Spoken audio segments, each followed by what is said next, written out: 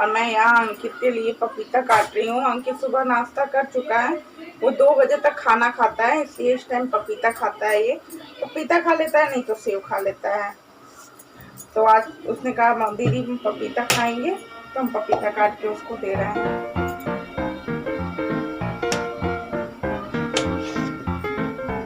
Kidney वाले patient को भी बहुत प्रॉब्लम होती है, वो इकट्ठा पूरा खाना ही नहीं खा सकते हैं।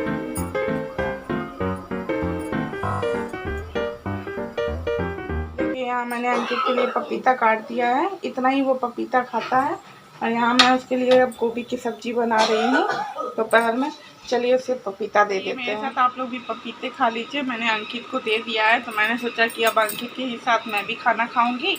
तो मुझे भूख भी लगी थी, तो मैंने सोचा ला पपीता मैं भी खा लेती हूँ। सुबह को हमने रोटी और भिंडी की सब्जी खाई थी नाश्ते में। चलिए लीजिए, आप लोग भी खा लीजिए।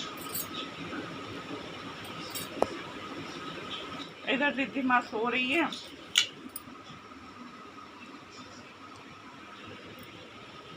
ये रिद्धि माँ ये मुझसे गुस्सा हो गई है, मान ही नहीं रही है। इससे बाद दूध पिया था बोतल में और इतना छोड़ दिया था, मैंने उस पर डांट दिया ऐसे, तो ये गुस्सा हो गई।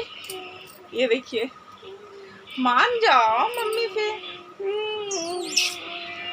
इधर देखो, हाय कर दो। हाँ देखिए देखिए, गुस्सा देखिए, कह रही है नहीं बात करेंगे, गुस्सा हो। मान जाओ, हमसे नहीं बात हो।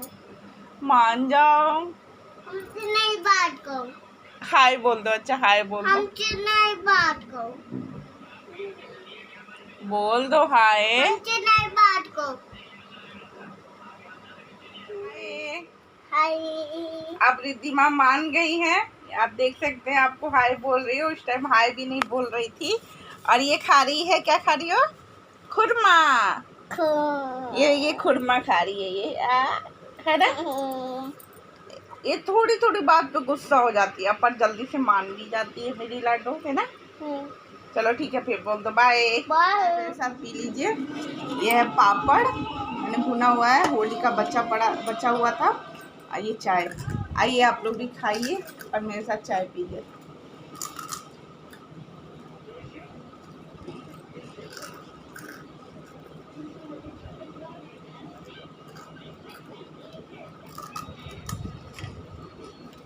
अभी आई है मार्केट से, अंकित गया था दवाई लेने, तो ये अंकित के साथ ही गई थी। तो देखिए आइसक्रीम लेकर आई है मेरे लिए और अपने लिए भी। तो खाने में मैं बना रही हूँ परवल आलू की सब्जी। मैंने परवल काट के धुल के और छौंक भी दिया है।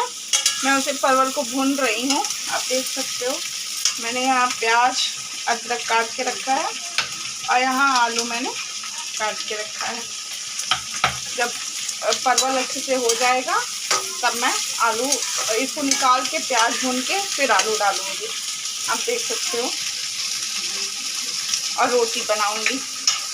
रात का डिनर खाना वाना खिला दिया है, तो उससे पहले मैंने सोचा कि वीडियो को एंड कर दूँ अब। और अंकुर भी आ गया है घर, अभी आया है वो। और रिद्धि माँ बहुत हैप्पी है कि उसका बड़ा मामा आ गया है। और जैसे ही आया वैसे ही इसको दुकान पे ले जाके खूब सारे चीज़ दिलाए। तो बच्चे जब चॉकलेट चिप्स देखते हैं तो वो तो अपने आप ही खुश हो जाते हैं, उनको और कुछ नहीं चाहिए होता है। तो अभी का मैं वाक़या आपको बताती हूँ कि मैं बाहर टहल रही थी नीचे। अंकुर आने वाला था, तो मैं नीचे टहल रही थी। रिद्धि माँ जिद कर रही थी कि चलो मम्मी नीचे चलो नीचे चलो।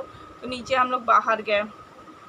तो जब बाहर गए हम लोग, तो टहल ही रहे थे, तब तक एक लड़का आता है और उसने बोला, वो टहल रहा होता है, मोबाइल भी चलाता है, टहल भी रहा होता है, कोई बात नहीं।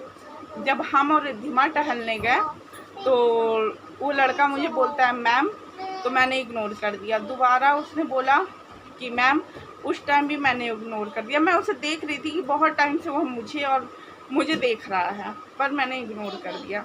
फिर मैं आके रिद्धि माँ गिर गई, तो मैं रिद्धि माँ को गोद में उठा के, और हमारे घर के बगल में चबूतरा बना है, तो मैं वहीं बैठ गई उसको लेकर। तब तक वो लड़का आया एकदम नज़दीक। तो मैंने बोला क्या हुआ भैया? तो बोला कि मैम मैं रूम ढूंढ रहा हूँ। तो मैंने बोला कि जब भैया आप रूम ढूंढ रहे हो तो आपको बताना चाहिए ना कि आप रूम ढूंढ रहे हो। इतनी देर से आप इधर से उधर कंटिन्यू किए जा रहे हो और आपने मुझे बताया नहीं। और आप बार बार पीछे पीछे आ रहे हो, ये अच्छी बात है आपकी। मैंने उसे डांटा तो वो मुझसे बोला कि मैं लखनऊ में नया हूँ, मुझे रूम चाहिए। बट वो झूठ बोल रहा था, क्योंकि वो इसलिए झूठ बोल रहा था क्योंकि उसके पास कोई सामान भी नहीं था। और फिर वो टहलते टहलते जब मैंने उसे बोल दिया कि भैया हमें नहीं पता, आप पीछे जाकर देखो, पीछे हो सकता हो रूम मिले आपको।